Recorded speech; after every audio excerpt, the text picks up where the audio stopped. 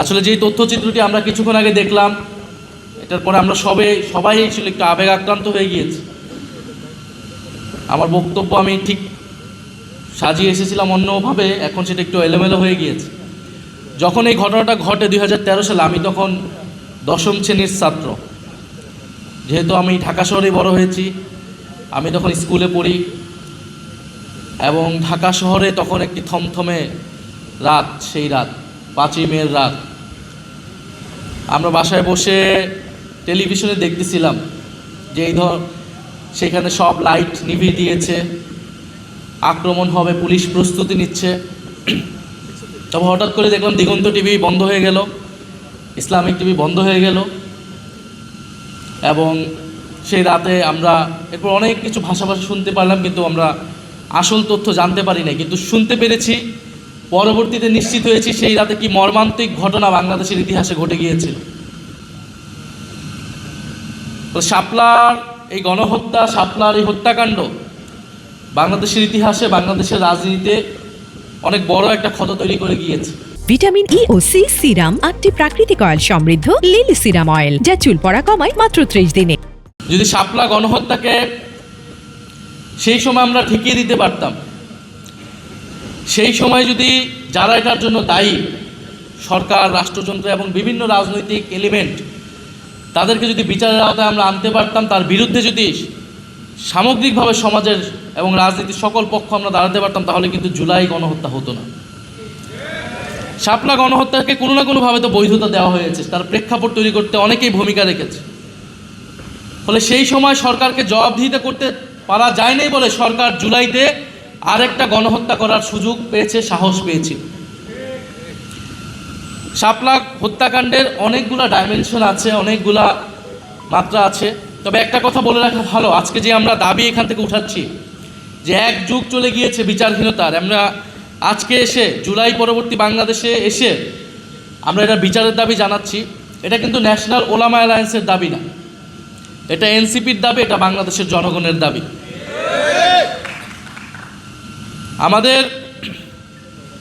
আমরা জানি 13 সালের প্রেক্ষাপটটা, যে 2013 সালে যুদ্ধাপরাধীর বিচারের দাবিতে একটা আন্দোলন শুরু হলো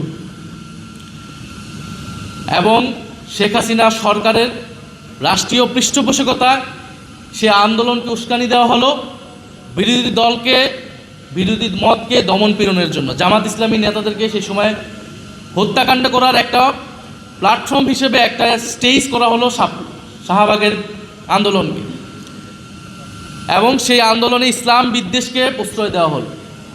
খুব স্বাভাবিকভাবে এই দেশের ধর্মপ্রাণ মানুষ, ধর্মপ্রাণ মুসলমান, তার ইসলাম এবং রাসূল সাল্লাল্লাহু আলাইহি সাল্লামকে নিয়ে যখন কথা বলা হবে, কটূক্তি করা হবে, তারা তার বিরুদ্ধে দাঁড়াবে।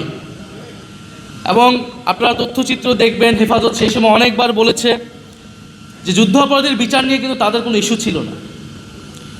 তাদের ইস্যুটা যে এখানে ইসলামের বিরুদ্ধে যারা কটূক্তি করে, তারা এইখানে এই আন্দোলনটাকে নেতৃত্ব দিচ্ছে এবং ইসলাম বিরোধী নানান ধরনের বক্তব্য সেখান থেকে আসছে, এবং তারা তাদের একটা দাবি দেওয়া নিয়ে নাগরিক অধিকারের জায়গা থেকে তারা ঢাকা শহরে এসেছিল, সমাবেশ করেছিল। আপনি 13 দফা সমর্থন করতে পারেন, নাও করতে পারেন, কিন্তু সমাজের কোনো অংশ যদি তার মত প্রকাশের অধিকার, তার একটা দাবি দেওয়া পেশ করতে চায়, রাষ্ট্রে তার অধিকার আছে। আপনি 13 দফার সমর্থন করেন কিংবা করেন না, কিন্তু আপনি কখনোই তাদের ওপর হত্যাকাণ্ডকে, তাদের উপর দমনপীড়নকে আপনি সমর্থন করতে পারেন না একটা রাষ্ট্রে।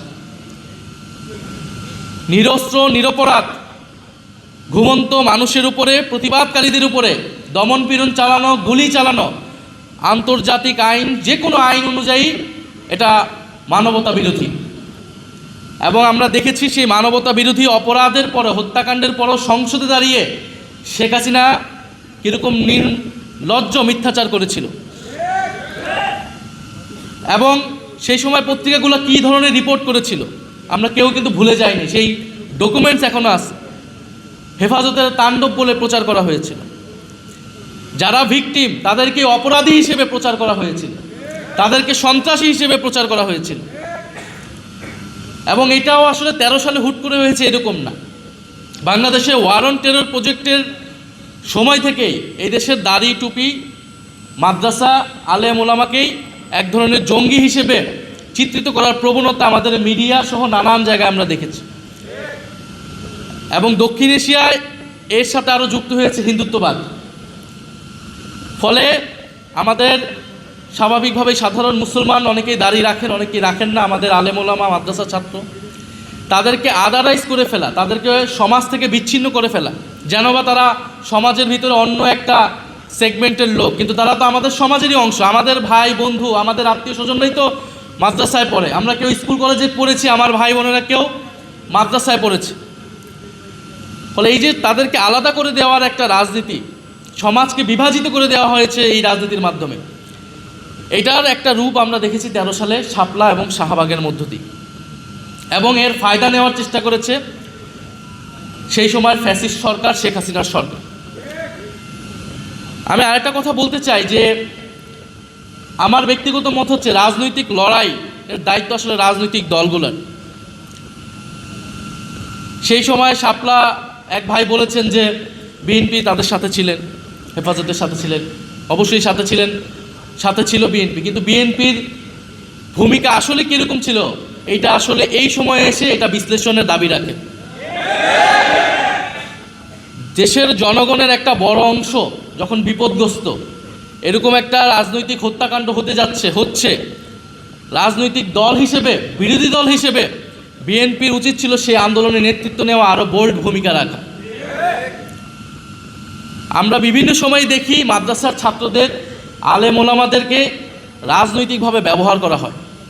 এই যে মৃত্যুর মুখে, গুলির মুখে ঢাকা শহরে এনে মাদ্রাসার ছাত্রদেরকে ঠেলে দেওয়া হলো, এর দায় কি বাংলাদেশের সেই সময়ের সকল রাজনৈতিক দল নেবে না? অবশ্যই আমি মনে করি নেওয়া উচিত।